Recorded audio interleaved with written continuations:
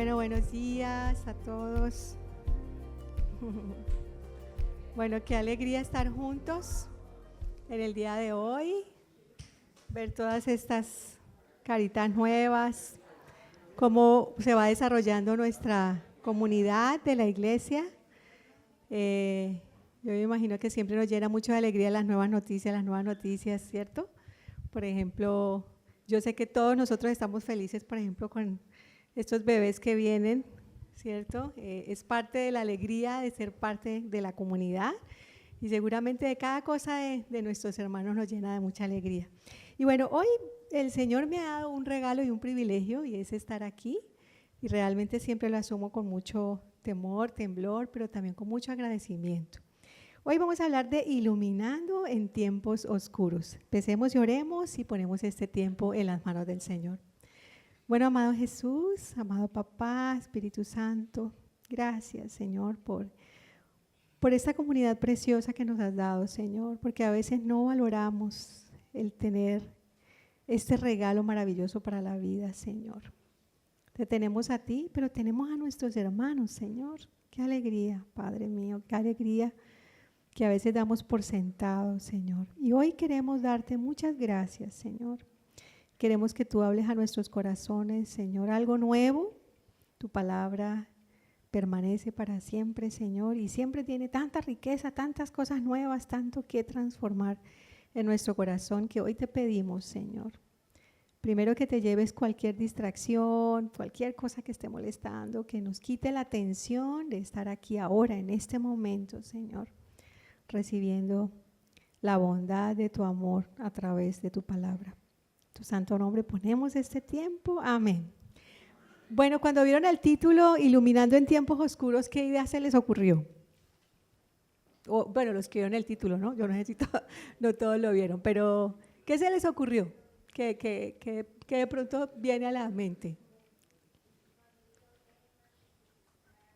Cuando hay problemas, dificultades, ajá, ¿qué más?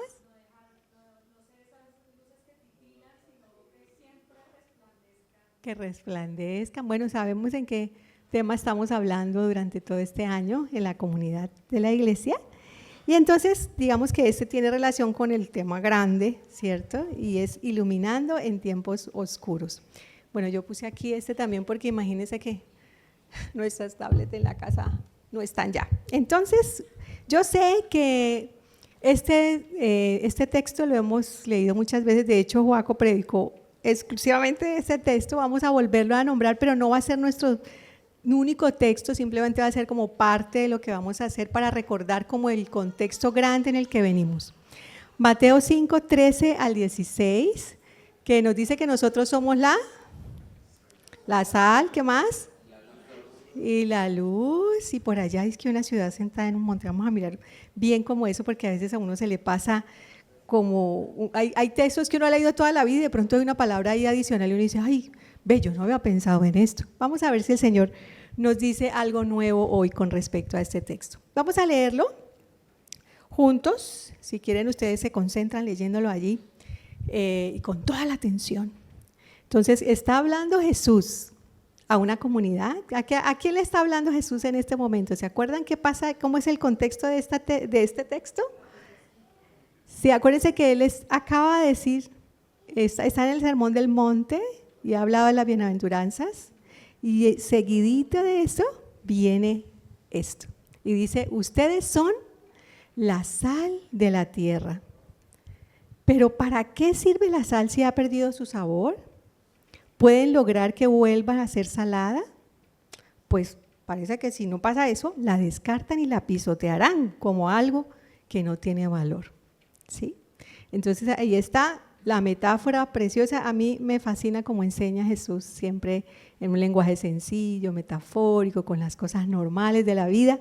Y entonces nos habló algo sobre la sal. La otra es, ustedes son la luz del mundo y como una ciudad en lo alto de la colina que no puede esconderse. O sea, una luz, pero no, como que afina un poco la metáfora, ¿no? Ustedes son la luz del mundo, coma, ¿cierto? Pues el coma lo ponemos nosotros escrito, pero seguramente él dice, ustedes son la luz del mundo, como una ciudad en lo alto de una colina que no puede esconderse. Entonces nosotros somos la sal y la luz, pero la luz como una ciudad en una colina alta. Nadie enciende una lámpara y el agua la pone debajo de una canasta. En cambio, la coloca en un lugar alto donde ilumina a todos los que están en casa. Y de la misma manera, dice, bueno, dejen que sus buenas acciones brillen a la vista de todos para que todos alaben a vuestro Padre Celestial. Vamos a simplemente a hablar un poquito como de la primera parte. El primer punto se llama ¿cómo es eso que soy la sal de la tierra? Digamos que ¿qué pensamos nosotros en la sal normal? ¿Qué? Da gusto, adoba, ¿qué más? Preserva, ajá, ¿qué más? Da sabor a las comidas. Bueno, vamos a rescatar un significado muy importante y para poder rescatar ese significado vamos al Antiguo Testamento, ¿sí?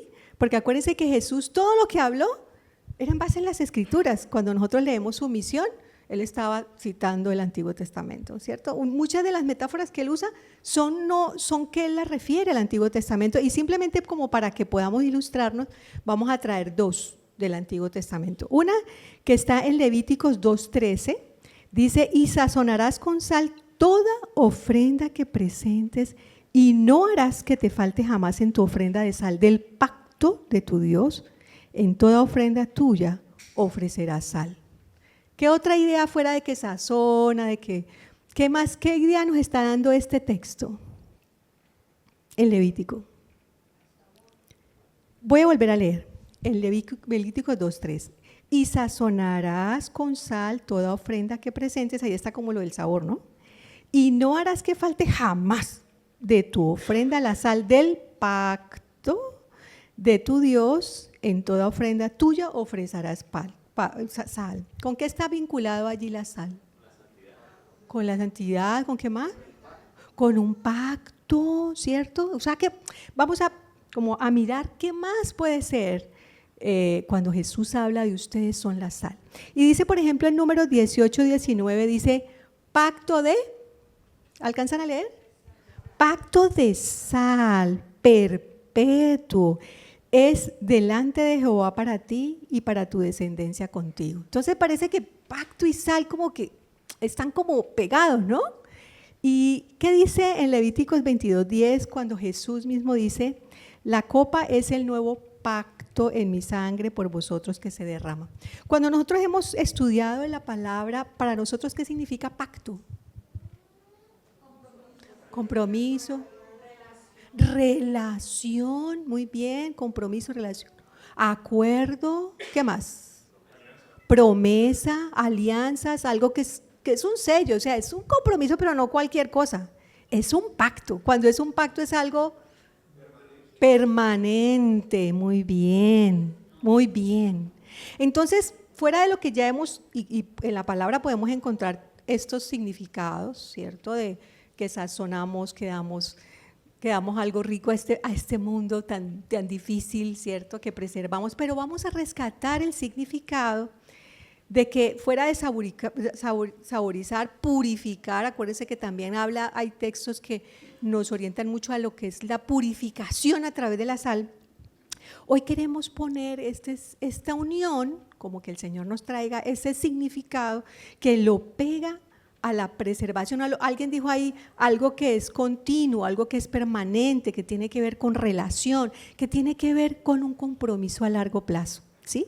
Entonces, digamos que en el Antiguo Testamento vamos a rescatar que simboliza la permanencia, la fidelidad y la pureza del pacto con Dios, de la relación con Dios. Y ahí recordamos que nosotros, el pueblo de Israel tuvo un pacto, pero Isaías decía que iba a haber un nuevo pacto.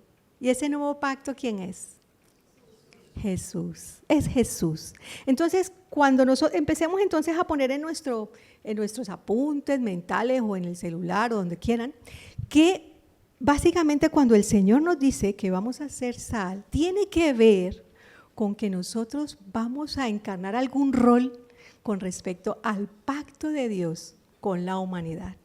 Y como el nuevo pacto es Jesús, pues La única forma de saber cómo es que yo encarno el pacto es ¿cómo?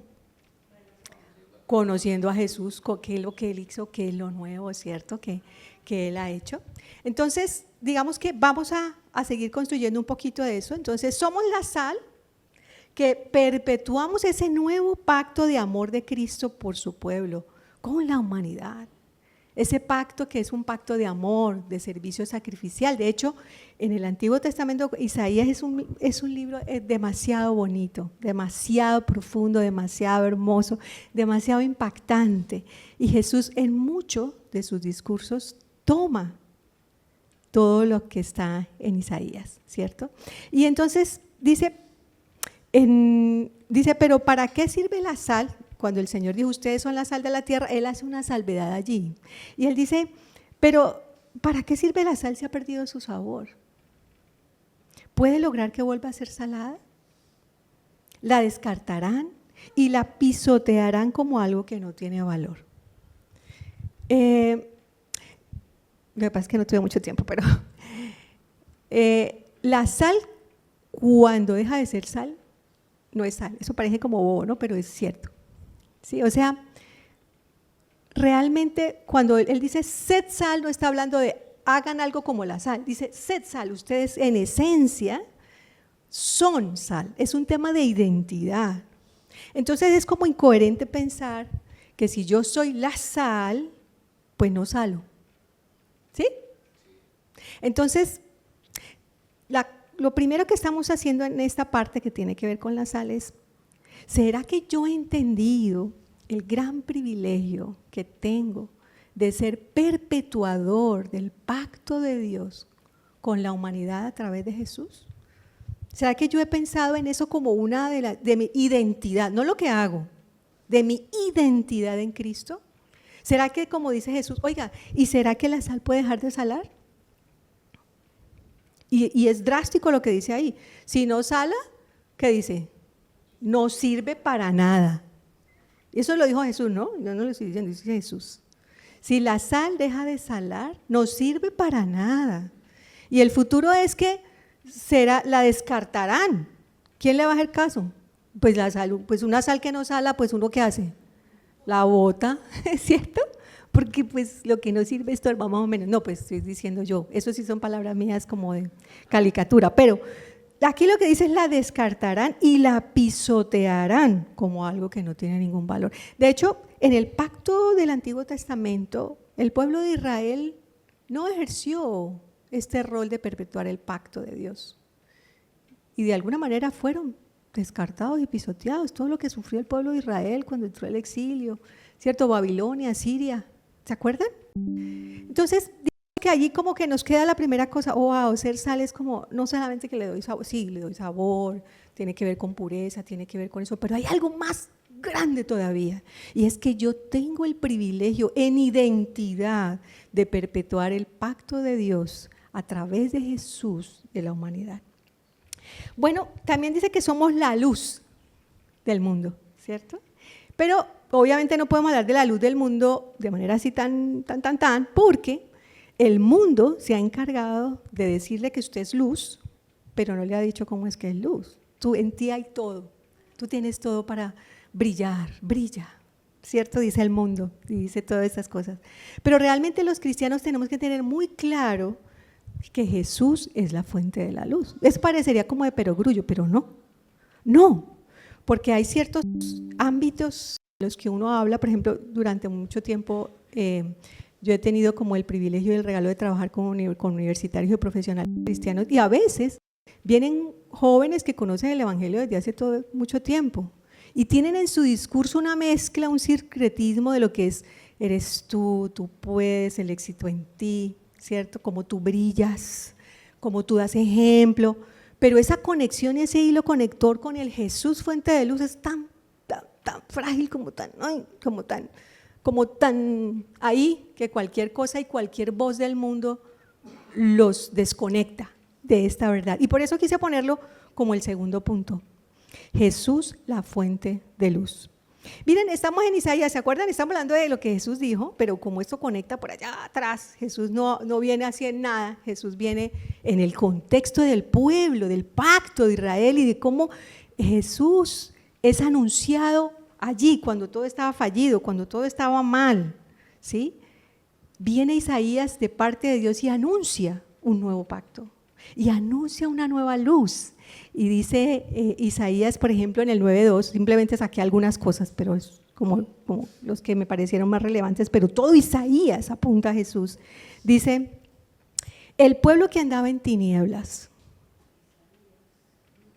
vio gran luz. Está hablando de esta llegada del Mesías. Vio gran luz. Y los que moraban la tierra de sombra de muerte, luz resplandeció sobre ellos. Parece que el tema de las tinieblas nos han acompañado, ¿cierto? Desde Génesis 3 nos han acompañado las tinieblas. Y cuando uno empieza a leer Isaías y ve todos los profetas, ve las tinieblas en las que anduvo todo el tiempo el pueblo de Israel. Bueno, Moisés también, cuando bajó y vio es inherente al cuerpo, al género humano caído, a la humanidad caída, las tinieblas. Eso no se trata de que estén pasando bombas, ni que estén pasando cosas. Esos son como reflejos de las tinieblas, pero realmente las tinieblas son las que están inherentes a nuestra humanidad, no las acciones que se ven, también, pero realmente las mayores tinieblas son las que han surgido de nuestro propio corazón. Y dice que esa luz anunciada, ese Mesías, dice Jesús, es luz, vieron gran luz que resplandeció sobre ellos. Y dice, por ejemplo, en el 46, 6 y 7, todo el 42 es hermosísimo, dice, yo Jehová te he llamado en justicia. Vamos a poner otras palabras, justicia, ¿cierto? Luz, tinieblas, aparecen en todos esos textos y dice, y te sostendré por la mano, te guardaré y te pondré por pacto al pueblo, por luz, ¿a quiénes? A las naciones. Ahí esto también nos empieza a recordar que no es la luz para mí, y la luz para mi esposito, y para mi hijita, y para mis amigos. Eso es apocar el evangelio. Es para luz a las naciones, tinieblas, luz, naciones.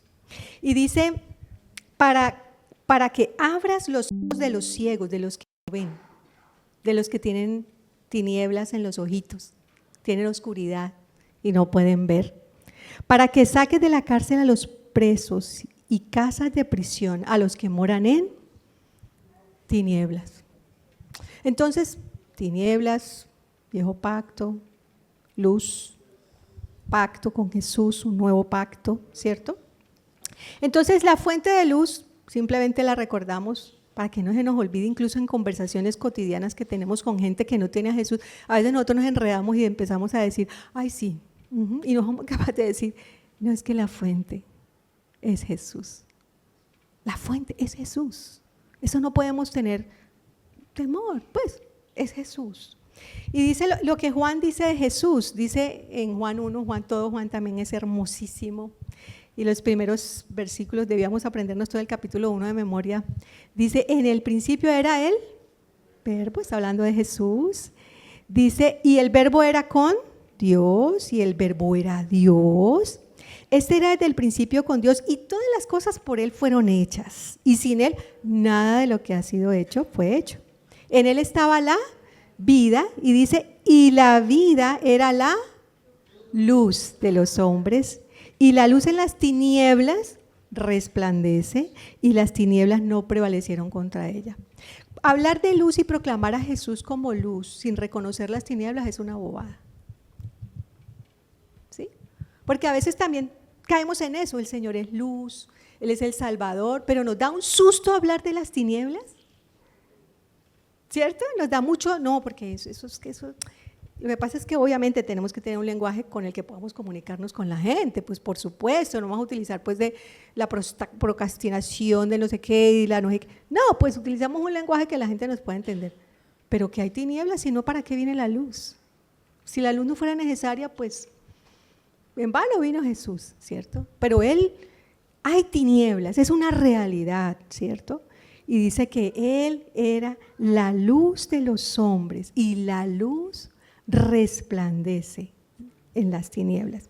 Y lo que Jesús dice de sí mismo, dice en muchas partes, ustedes pueden buscar muchas partes donde dice en 8, por ejemplo en el Juan 8:12, otra vez les habló diciendo, yo soy la luz del mundo y el que me sigue no andará en tinieblas, sino que tendrá la luz de la vida.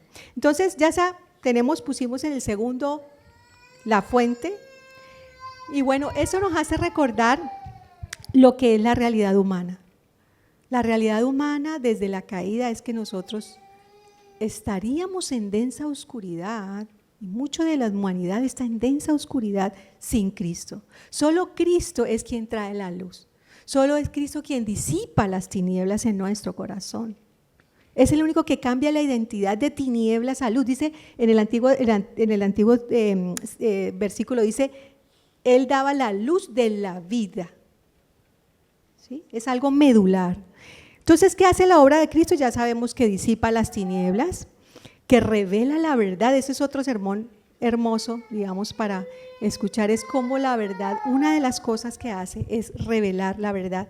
Y no solamente la revela y dice, uy, qué cosa tan fea, qué cosa tan horrible, sino que transforma y da vida.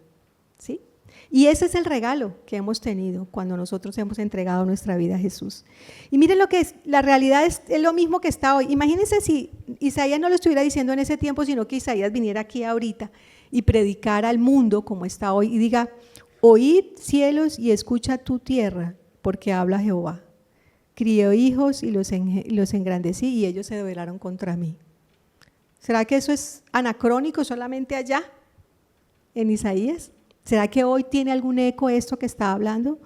Y el 42:18 dice, sordos, oíd, y vosotros ciegos, mirad para ver. Creo que esa es una necesidad tanto para los que andan en tinieblas porque no han recibido a Jesús, pero también para el pueblo de Dios, también para el pueblo de Dios. Porque a veces hacemos muchas cosas, pero no vivimos con la identidad de ser sal y de ser luz. Nos quedamos cortos, apocamos la identidad que tenemos en Cristo. Somos tibios a veces. Entonces digamos que esto nos recuerda tanto si alguien me estuviera escuchando aquí o después, reconocer que las tinieblas están pegadas allí a nuestra naturaleza caída, ¿cierto? Y que necesitamos la luz de Cristo para tener la luz de la vida, pero también para cuando nosotros caminando con el Señor hemos entibiado y hemos superficializado, hemos apocado nuestra identidad en Cristo. Y bueno, la luz del mundo, yo, ¿cómo puedo ser la luz del mundo yo? Lo primero que tenemos que saber es que nosotros somos eso por la misericordia de Dios. Sí, ese es el lenguaje como tú lo eres todo, tú lo puedes, en ti está todo. Sí, aquí está todo, pues porque se rescató la imagen del Señor, la imagen de Dios a través de Cristo en mí. Claro, ahí está. Lo que pasa es que sin Cristo está pisoteada, está hecha nada, ¿sí? Pero claro, es a través de Jesús que nosotros rescatamos nuestra identidad. Ahora, ¿cómo lo podemos hacer? Lo podemos hacer como el ser y como cosas que en el hacer se ven, ¿sí?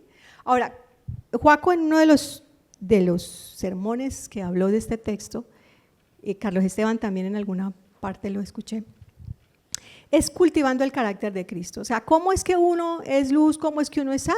Pues a través de cultivar la médula de lo que uno es en Cristo. ¿Y eso cómo es la forma más fácil de verlo? Inmediatamente anterior de este texto en el 5, ¿cierto? Bienaventurados sois cuando tú eres así, así, así, así. Entonces, cuando eres pobre en espíritu, ¿es qué? Una palabra. Humilde, ¿cierto? Pobre en espíritu es reconocer que yo sin Cristo no soy nada, que yo no soy más que la otra persona, que yo necesito desesperadamente del Señor. Los que lloran, ¿qué podrá hacer? Sensibles, ¿no? La indiferencia es igual de pecado. O sea, dice la palabra, cuando tú sabes hacer el bien y no lo haces, también pecas. La insensibilidad, pasan carros y carretas y nosotros ni nos damos cuenta, la falta de sensibilidad. Los mansos. Paco nos lo ha enseñado varias veces. Poder bajo control, y es mucho en la obediencia, ¿no? Y yo siempre lo recuerdo, el caballo ese grande, divino, precioso, lleno de fuerza. Pero un caballo manso es el que es así gigante y todo, pero sabe quién lo maneja, ¿cierto? Entonces, ese es la mansedumbre, la obediencia, la sumisión ante su Señor. Misericordiosos. Otro sinónimo, otra palabra.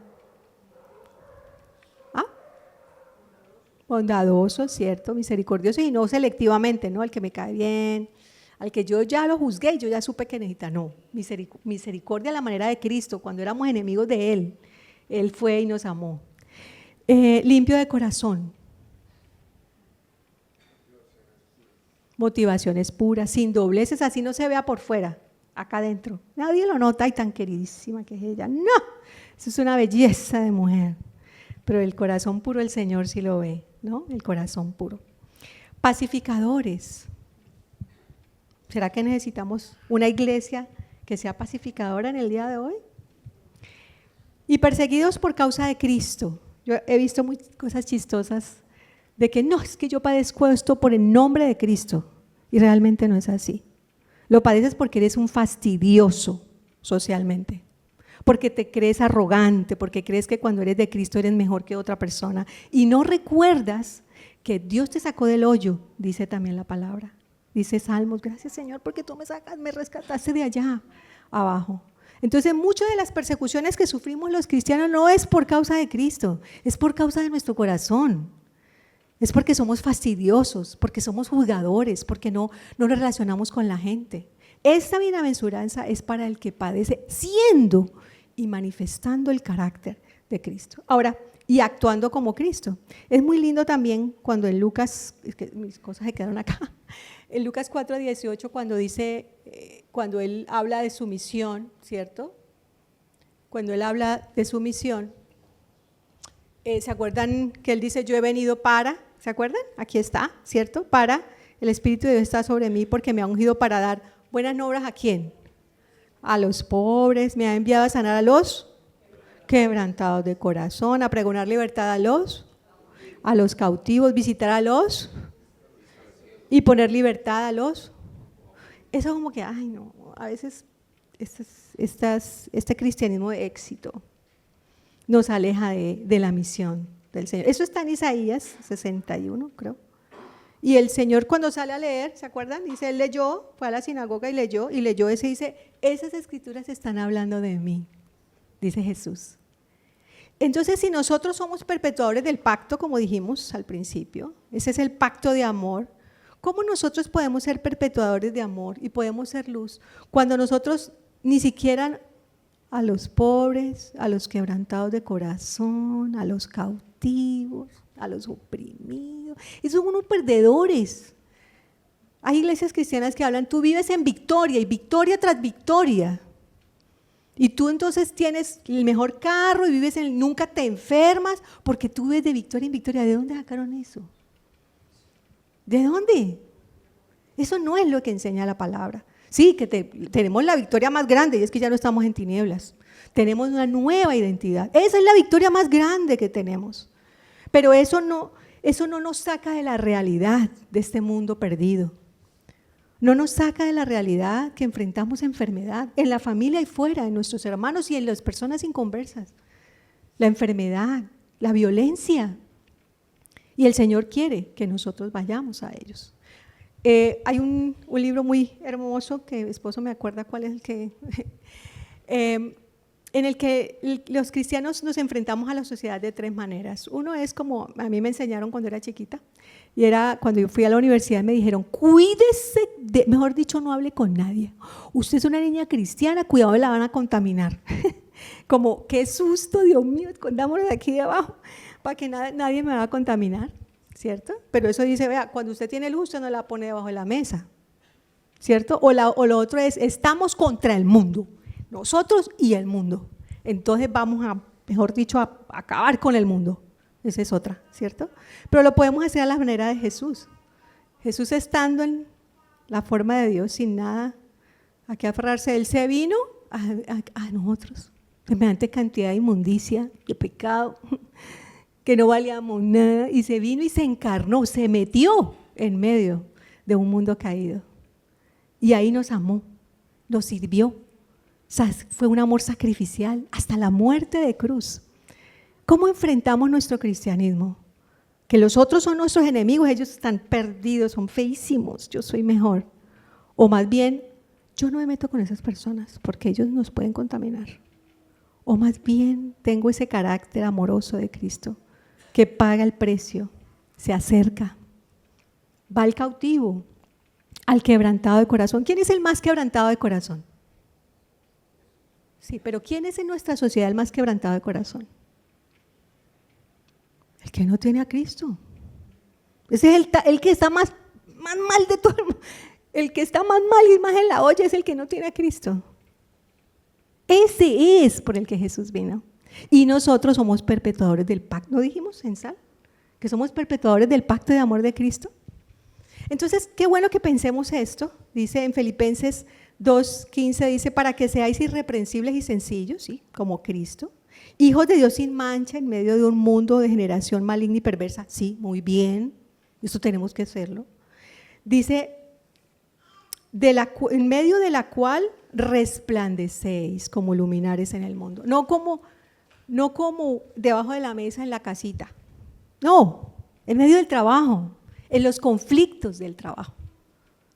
En medio de hijos inconversos, de esposos o esposas inconversas. Ahí es donde nos toca resplandecer. Es allí, no yo solito conmigo mismo, con Jesús, yo estoy aquí, yo te oro todos los días, pero no ilumino a nadie. Eso está fuera de la identidad. Eso dice, sea luz, pero ojo, le pone dos cosas muy lindas. No se meta debajo de la mesa, pues porque ahí no le sirve a nadie, y vamos a hablar ahorita un poquito de la ciudad.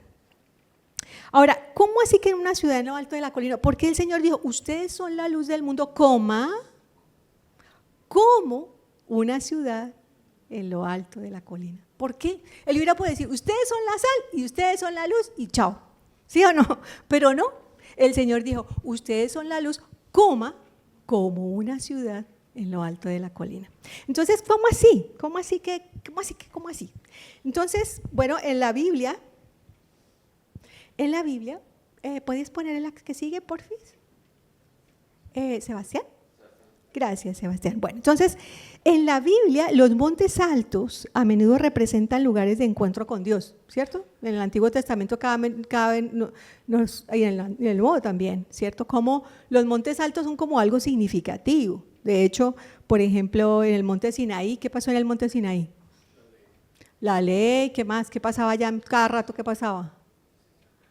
Que Moisés hablaba allá, se iba por allá, volvía, ¿cierto?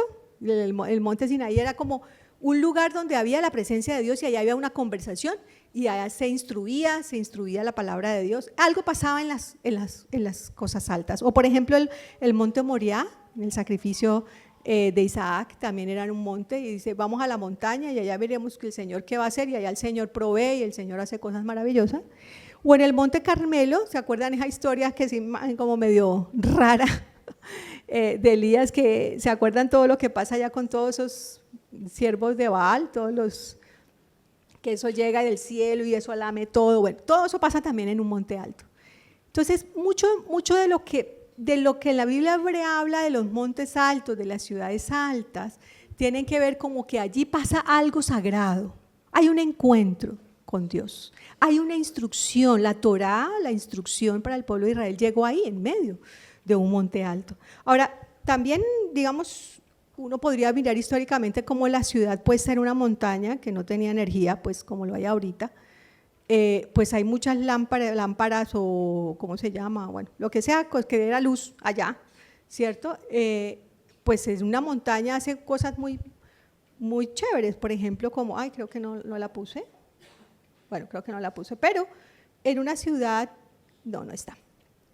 En una ciudad, obviamente es visible a muchos kilómetros, la gente dice, ¿para dónde es el norte? Sí, esa ciudad queda hacia el norte, mírala, ya está, ¿cierto? O lo otro es que esa proyectaba luz hacia todas las tinieblas que había alrededor, donde no había ninguna lucecita prendida, y seguramente los que iban llegando tenían guía para poder, el camino para saber para dónde iban, ¿cierto? Por allá leí, no sé si eso es cierto o no, que cuando dicen en Salmo 119, creo que es el 111, donde dice lámparas a mis pies y lumbrera mi camino, parece que también había algo que se ponían en los pies para, imagínense uno en tinieblas, tinieblas, tinieblas, y como saber por dónde por lo menos era el camino. Ese es lo que habla la palabra. Bueno, por favor, puedes seguir a la siguiente, porfis. Bueno, dice, entonces, hay una cosa muy interesante, y es que es una ciudad. Él no dice, sea luz como alguien que levanta una lámpara en alto, sino dice como una ciudad. ¿Una ciudad qué implica? Muchas casas. ¿Qué más implica? ¿Cómo? Una comunidad. Es que es una cosa muy tenaz que yo esté en una montaña con esta velita, allá así, a ver a quién ilumino yo con la velita. Y yo creo que eso no iba a ser impactante, ¿cierto? Entonces, por eso no proyectamos luz que transforma a las naciones de manera individual. Una sola lámpara, una sola velita. No, pues se queda, no impacta la oscuridad. Impacta mi pedacito aquí, este de aquí. No es cuando se les ha ido la luz de la casa, que de pronto hay una velita y no es a linternas grandes y una velita, y uno está ahí con la velita para allá y la velita para acá y buscando la otra velita a ver dónde está. Porque una velita, pues, una velita sí da luz, sí, claro, ya da luz, pero es muy distinto 50.000 velitas dando luz, ¿cierto? Entonces, cuando habla de ciudad, no es tu luz, tú tienes una luz, sino nosotros tenemos una luz. Entonces, yo creo que el Señor ha puesto la coma, ustedes son la luz del mundo, coma, como una ciudad colocada en la colina, porque es importante entender que nosotros no somos uno, nosotros somos un pueblo de Dios. En el Evangelio se trata de las relaciones. Habíamos dicho que pacto era relaciones, creo que lo dijiste tú, Deida. Pactos son relaciones, promesas, o yo creo que lo que tú dijiste era que perpetuaba, que era algo perpetuo. Si el Evangelio se trata de relaciones, si nosotros estamos perpetuando el pacto de Dios, porque Dios mismo es relación, Él no es uno solo, Él es Padre, Hijo y Espíritu Santo, de una manera que no entendemos, se aman, hacen todo juntos, ellos son Dios, ¿cierto?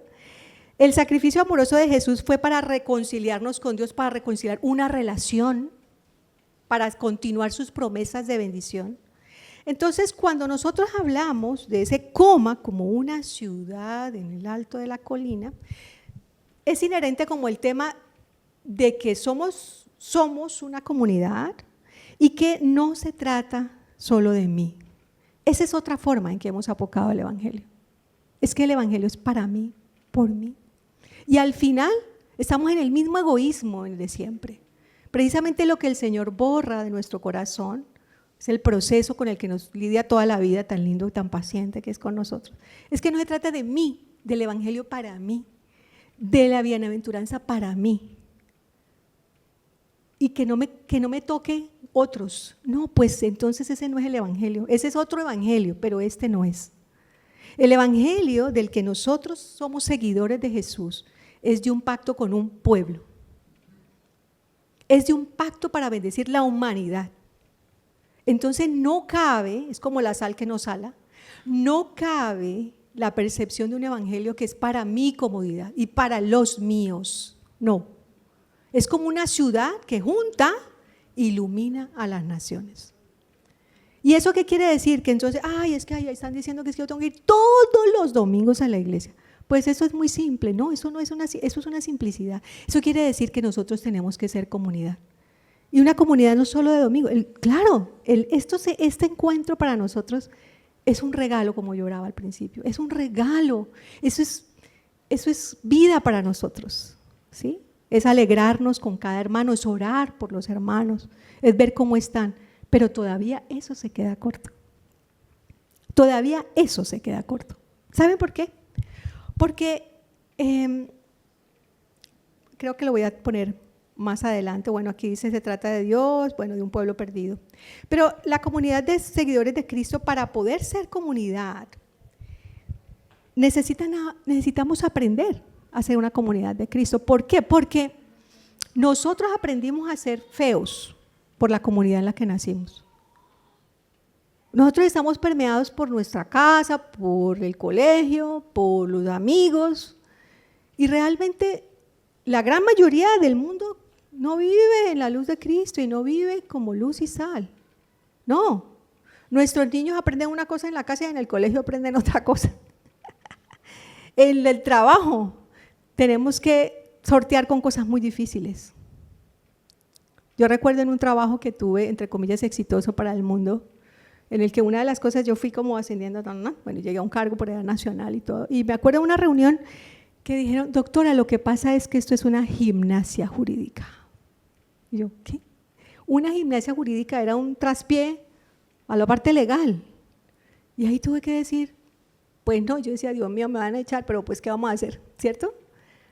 Porque allí, cuando estamos tan incómodos, Dios mío, Jesucristo, ahorita yo qué hago aquí, ahí nos toca incomodarnos, porque el mundo, nosotros estamos en una contracultura. No sé si sigues en el otro, sí, sigamos en el otro, en ese, bueno, muy bien. Entonces, es en la comunidad donde yo aprendo nuevamente. Sí, claro, la palabra es viva y la palabra es eficaz y penetra hasta lo más profundo y nos coge las coyunturas. Ustedes han deshuesado un animalito y le sacan aquí, ¿no? Eso es lo que hace la palabra, ¿no? Él dice que penetra hasta lo más profundo y eso coge las coyunturas y las abre y todo. Eso lo hace el Señor, nos limpia. Pero el evangelio, como hemos visto, no se trata de mí con mí y el Señor conmigo. Eso no es. Es el Señor con nosotros. Y nosotros aprendemos a ser una comunidad y a lidiar con las cosas en medio de la comunidad. Ustedes saben cómo se habla, por ejemplo, ¿cómo se llama este? Ay, se me fue la palabra. Bueno, ¿cómo, por ejemplo, un joven puede lidiar con la pornografía en el mundo? ¿Cómo la lidia? ¿Cómo la lidia? ¿Cómo aprende a lidiarla desde su identidad como cristiano? Con otro muchacho cristiano que sufre lo mismo, ¿cierto? Y los dos dicen, eso no honra al Señor, me ha hecho sentir mal, esto me hace sentir culpable, en cambio el otro, uy, te viste tal cosa, no, y allá por más que él se sienta sucio, allá que va a ir a decir eso, pues no dice eso, porque esa cultura no da. ¿Dónde aprende? Aquí. ¿Dónde aprendemos a no chismear? Con otra que lucha con lo mismo. Dice, mira que la palabra dice que, por ejemplo, no sé si puedo decir, Anita nos contó una historia esta semana nada más, cómo pudo ser valiente, por ejemplo, porque alguien tiene dos amigas en común y están peleadas las amigas, más o menos, están peleadas ellas dos. Entonces la una no quiere que hable con la una y con la otra. Entonces es como, no me hable. Y ella dijo, mira, yo quiero que sepas que no está bien que hablemos mal de esa persona, porque ella decía, no, Dios mío, ella es una persona sensible, y decía, ay, Dios mío, ¿qué sabe qué va a pasar? Y fue tan hermoso, y fue por lo que nos compartió, fue por esa razón. Ella le devuelve un mensaje y le dice, gracias, Anita, gracias, porque tú me has hecho caer en cuenta que eso no se hace. Y uno muerto del susto, ¿sí? Pero ¿dónde se aprende? En la comunidad. En la comunidad se aprende y se desarrolla el carácter de Cristo. En la comunidad se desaprende lo introyectado de la cultura permeada por otros principios. Ahí es donde tú aprendes a ser fiel. O sea, en la otra cultura, pues ser fiel es un bobo, como así, eso es antinatural que no veas pornografía. Pero en la comunidad de Cristo es donde aprenden, sí, yo también luché con eso y mira que lo que yo hice fue tal, cuando yo viajaba yo hacía esto, yo siempre le cuento a mi esposa y la esposa tiene que aprender a decir, ay, pues me muere la rabia, pero pues estoy ayudando a mi esposo, estamos ayudando juntos. Eso no se habla, en otra parte no se habla. Es imposible que el esposo diga, esposa, imagínate que es que yo tuve una tentación, o es que imagínate, eso como así, ¿cómo va a pasar eso? Porque nosotros tenemos que desaprender. Se aprende a vivir en contracultura amorosa y mansa, no contracultura que pelea, que insulta al otro, es que usted es no, es con el carácter de Cristo que se hace contracultura. Se hace de manera amorosa y se hace de manera mansa, se hace de manera misericordiosa, así se hace contracultura. Y se ama y se sirve al cautivo, al quebrantado de corazón, a la viuda, al huérfano, al extranjero, al pobre, al desamparado. Ese que la sociedad nos ha enseñado de alguna manera a ser indiferentes, a que nos molesta.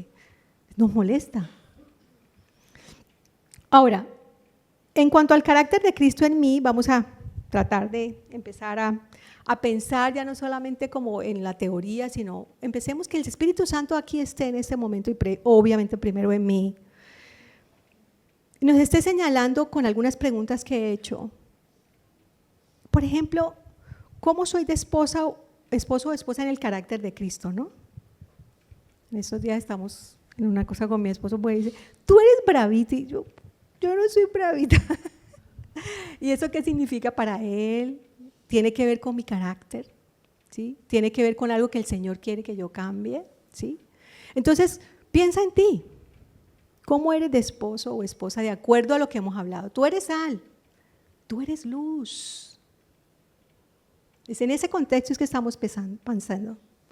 Tú tienes la luz que resplandece. ¿Cómo soy? ¿Cómo crío a mis hijos? El mundo tiene 1000 voces de cómo criar a los hijos, 1000. Y cada vez sale una nueva y luego otra y la investigación aquí y esta prueba acá y la prueba no sé qué, ¿cómo estamos criando a nuestros hijos? ¿Qué es lo más importante que le estamos enseñando? Que tiene que ir a fútbol, primero al colegio, luego a fútbol, luego a arte, luego a no sé qué, luego a lo otro. Esa es la crianza más importante. Sí, está muy bien que vayan, mis hijas fueron a todas esas cosas, pero ¿eso es el énfasis más importante? Cuando tú eres sal y luz, cuando tú perpetúas el pacto del Señor con la humanidad. ¿Qué lugar ocupa el dinero en mi vida? No solamente porque tengo y lo quiero más, sino ese es mi afán. Ese es mi afán. Bueno, mejor dicho, la vida se me acaba porque no tengo el presupuesto. Esa es mi inseguridad. No tengo piso si no tengo dinero. ¿Es eso? ¿Eso es lo que hemos aprendido? ¿Cómo ejerzo liderazgo sobre otras personas? Hay una cosa de un trabajo de investigación que dice que se llama el pseudo-rapport, es como que yo me muestro amable con mi subalterno, con otra persona, pero en el fondo no estoy conectada de corazón con la persona. ¿Cómo ejerzo liderazgo? Muy querida, de aquí para afuera, pero con un corazón distante, poco amoroso, poco empático. ¿Cómo manejo las redes sociales? Eso nos lo ha dicho muchas veces Joaco. ¿Será que el carácter de Cristo se desfigura cuando viene algo y salgo como un vómito a decir una cantidad de cosas feas, unas cosas reactivas que no construyen? Yo estoy en el equipo, en el grupo del condominio y a veces yo no hago sino orar. Porque yo digo, ¿qué es esto, Dios mío? Bueno, busco que la luz que reflejo realmente invite a otros al Padre. Recuérdense que otra de las cosas que hemos leído es como al final de ese versículo, que ese es objetivo de otro sermón, es como, ¿cómo todo esto que está pasando, que yo soy sal y luz, obviamente la fuente es de allá, pero vuelve allá, para que vean vuestras buenas obras y glorifiquen al Padre Celestial? ¿Se acuerdan lo que dice? Entonces es muy importante realmente, todo lo que yo hago es para invitar a Cristo. Ahora, en cuanto al llamado a la misión de Dios, ¿soy un agente de paz? ¿Esta ciudad necesita paz? ¿Colombia necesita paz? ¿Nuestros vecindarios necesitan paz? ¿El condominio donde yo vivo necesita paz a veces? ¿Yo soy un agente de paz? ¿Soy un agente activo de paz? ¿Hago algo intencionalmente? ¿Oro al Señor? ¿Cómo será la forma de mansedumbre de poner ahí alguna cosita que lo que refleje es el amor, ¿cierto? ¿Soy agente de reconciliación o no me importa que la gente esté enojada y haga 1000 cosas? ¿Cómo están mis relaciones con otras? ¿Soy sensible y me movilizo ante la necesidad de otros? ¿Practico la justicia y la misericordia? ¿Estoy listo a dar cuenta de mi fe de manera mansa, de manera sabia? ¿Pertenezco a una comunidad con la que puedo impactar a otro? ¿Realmente pertenezco a una comunidad? Es muy importante. Nosotros no somos como una cosita sola, nosotros somos una ciudad que ilumina a las naciones. Y bueno, quería terminar con este versículo, rogando al Señor que podamos recordar lo que yo sé que ya hemos estudiado. Este texto lo hemos estudiado muchas veces, ¿cierto? Pero como la palabra de Dios se renueva cada día, que tenga nuevo sentido, que se profundice más el sentido de esto y nos movilice primero a cultivar la identidad de Cristo como es, pero también que nos movilice a cosas prácticas, ¿sí? Y antes de leer este y de orar, por eso yo quisiera que de pronto alguien pudiera recordar algo que el Señor ha hablado a su corazón hoy. Alguna cosa que el Señor ha hablado nuevo, porque lo que usted aprendió, lo que tú aprendiste está, como somos una comunidad, uno aprende del otro también. ¿Alguien quiere decir algo?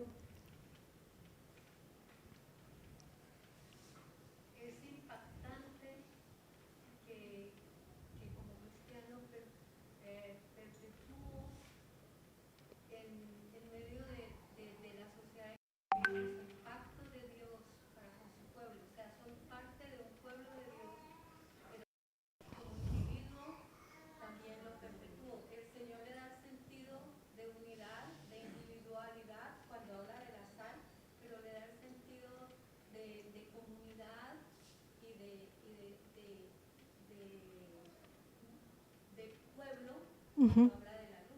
Ok. Uh-huh. Es impactante. Muy bien. ¿Qué más? ¿Alguien más que pueda decir algo? Di, Andrés. Ajá. Que la fuente es Jesús, solamente Él, y que somos parte de una comunidad. Solo no iluminamos mucho. Como pueblo iluminamos a las naciones.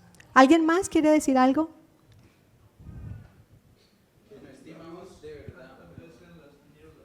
Dime, que resplandecen las tinieblas, exactamente. Exactamente, que es para las tinieblas, no para nosotros mismos. Iluminémonos tú y yo. Muy bien, ¿y tú? Que a veces no somos conscientes de la identidad que tenemos en Cristo. Ajá. Que no menospreciamos, sino no la valoramos, no entendemos lo grandioso de nuestra identidad, porque de ahí parte lo que podemos dar al mundo. De ahí parte lo que podemos dar al mundo. O sea, como Jesús, ¿no? Cuando Jesús fue a hacer las cosas, yo sé de dónde vengo y a dónde voy. Y él pudo avanzar porque varias veces decía, yo sé de quién he venido. Él tenía clara su identidad. Cuando no estamos claros en nuestra identidad, pues ni fu ni fa, ¿cierto? No impactamos. De hecho, una de las cosas que leíamos en el informe, yo tenía un poco de apuntes ahí que no los dije, pero es como la cantidad de iglesias cristianas que hay donde hay más conflicto armado. Donde hay más, por ahí leí un informe muy triste a raíz de este joven que dio estos disparos a Miguel.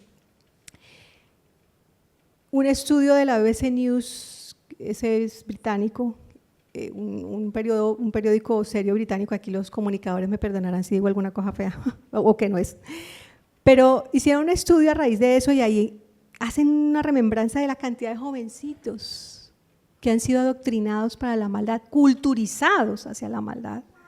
Niños de 14 años que han matado líderes políticos en 1984, 1989, los que mataron a todos los que ustedes recuerdan mejor que yo ahora. Y ese chico tenía 14 años, otros de 15 años, y los han matado luego a los 27, 28, 29 años. Y este jovencito, es que no es sino que ustedes vean algunas cosas que nos llegaron. Dios mío, ¿qué es este flagelo tan horrible? ¿Será que nosotros tenemos que ser luz allí en esas tinieblas? Y eso pasa aquí, en nuestros barrios, vecinos. Y nosotros, como a veces decimos, Señor, ni siquiera nos hemos sentado a orar, Señor, y ahorita ¿cómo hacemos? ¿Qué será lo que tú quieres que nosotros hagamos? 18,000 niños, dice el estudio, han sido adoctrinados como entre el 2003 y el 2000 no sé cuánto,